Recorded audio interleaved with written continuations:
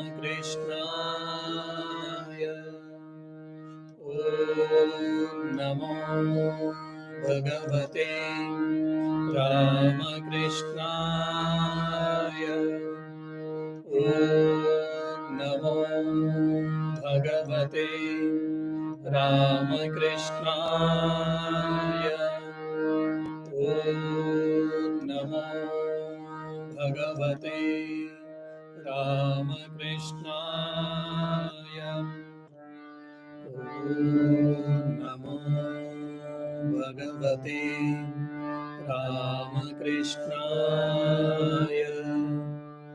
Om Namo Bhagavate Ramakrishnaaya. Om Namo Bhagavate Ramakrishnaaya. Om Namo Bhagavate Ramakrishnaaya. Om Namo Bhagavate Ramakrishnaaya.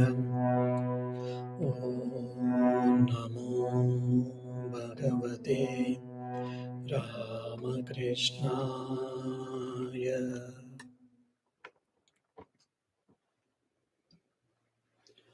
Let us all try to feel and experience this divine power, divine blessed moments, and the feeling of blessedness.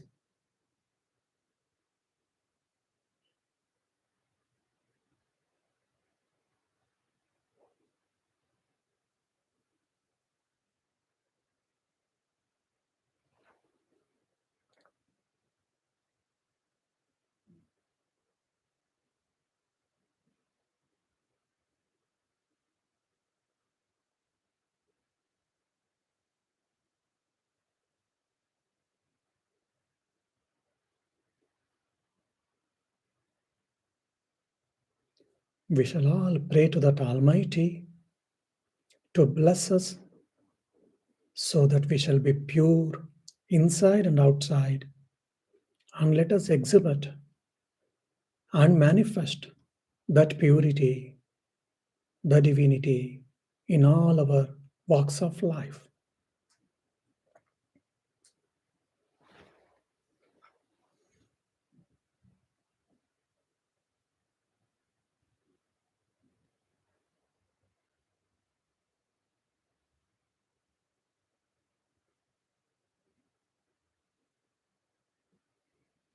O God, please bless us so that let us do good, let us say good, and let us be good.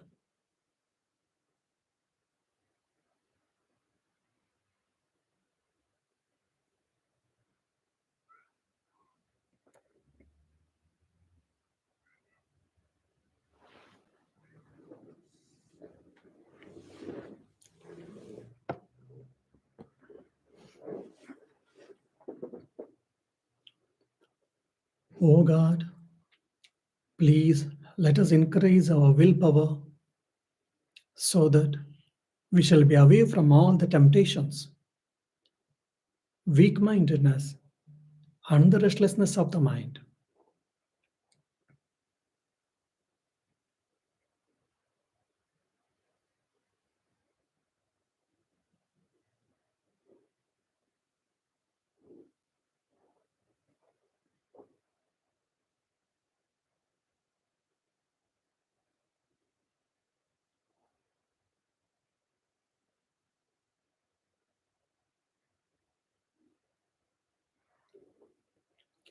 Let us fill our body and mind with the divine grace so that we shall feel happy, bliss at every moment of our life.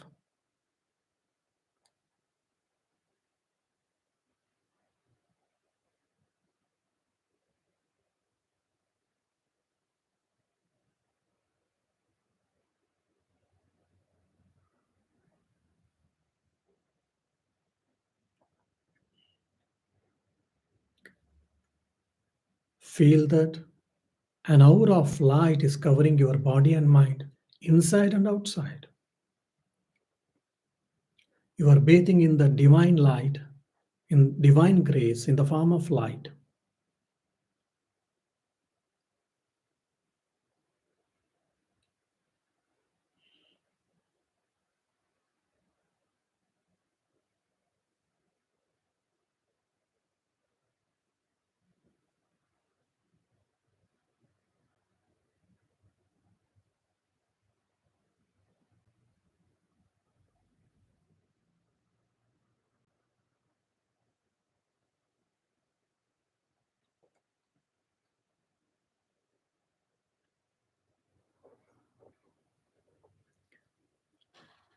Now let us try to practice a relaxation technique.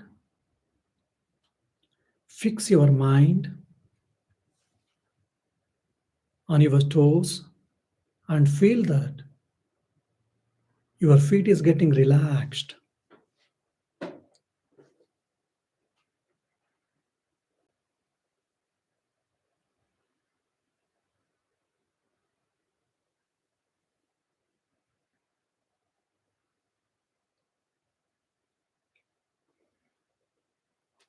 Concentrate your mind on the knees and the anklets so that your leg is getting relaxed.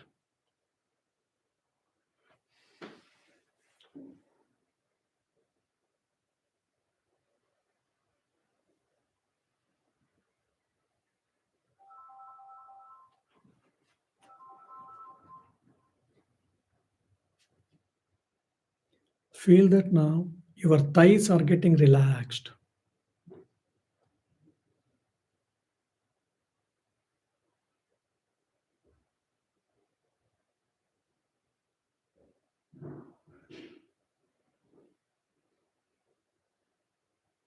Your lower back or lower trunk is getting relaxed, and your back pain, whoever has got, is getting released.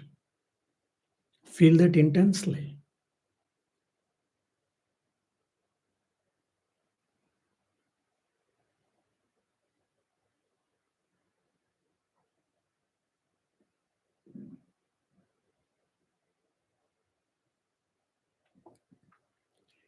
Your stomach portion, belly portion is getting relaxed.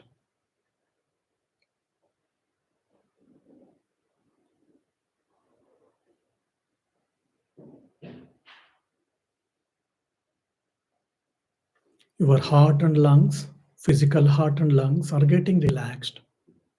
Experience the relax.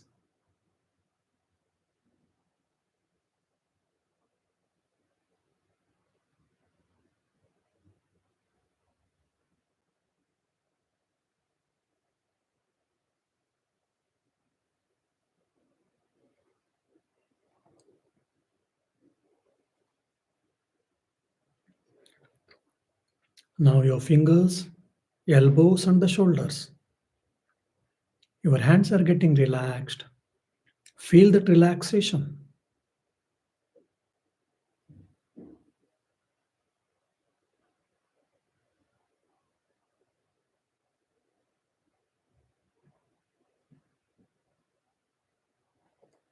Your throat is getting relaxed.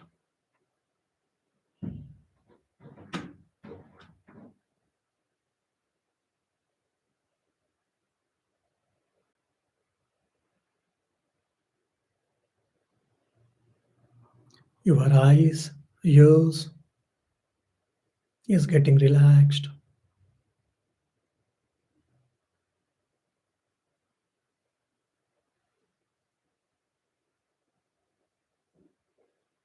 Head portion, especially the brain, is getting relaxed. No more worries. Enjoy that state of relaxation.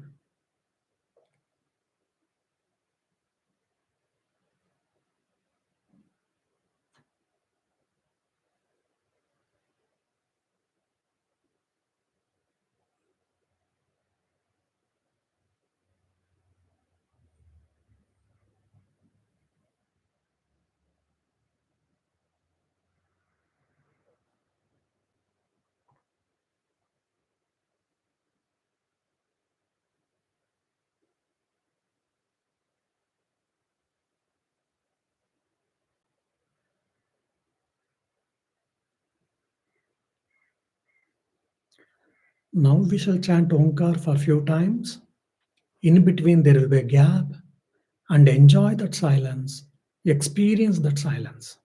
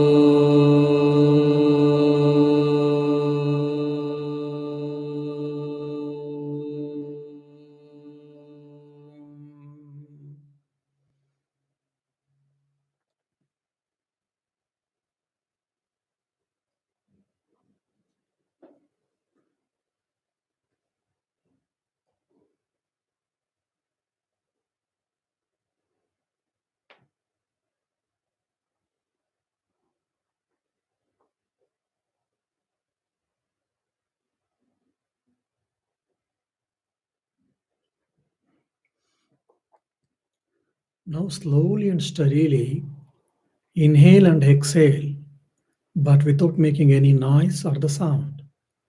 Slowly and steadily, from both the nostrils, inhale, and slowly and steadily, exhale the breathing from both the nostrils. Repeat for a few times.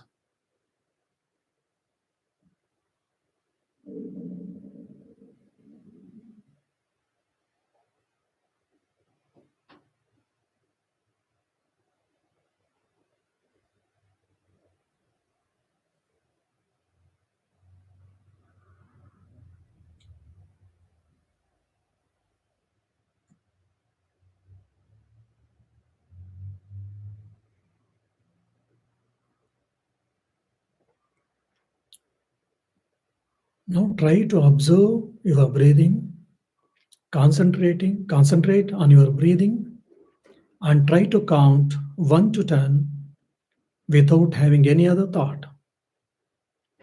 If you think any other thing, and if you get any other second thought, then you have to start counting again from 1.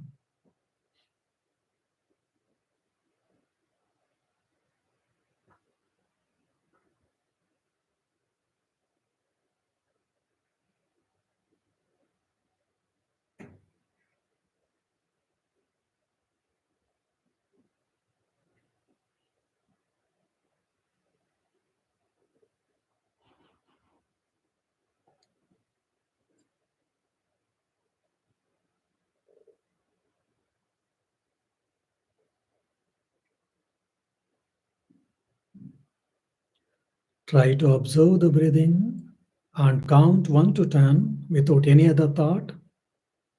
If any other thought comes, then you have to start recounting.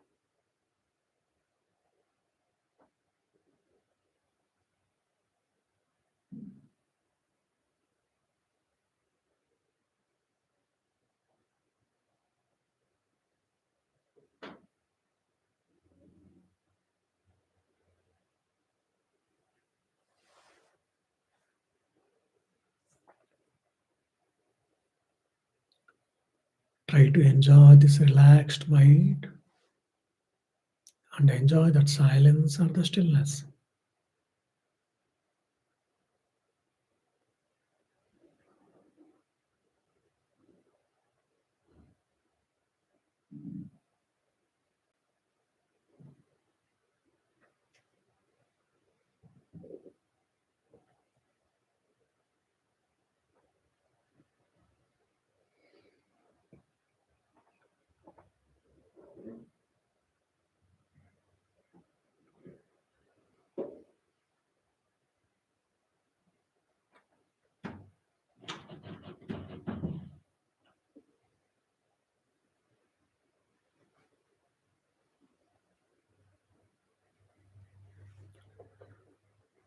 Om Shanti Shanti Shanti.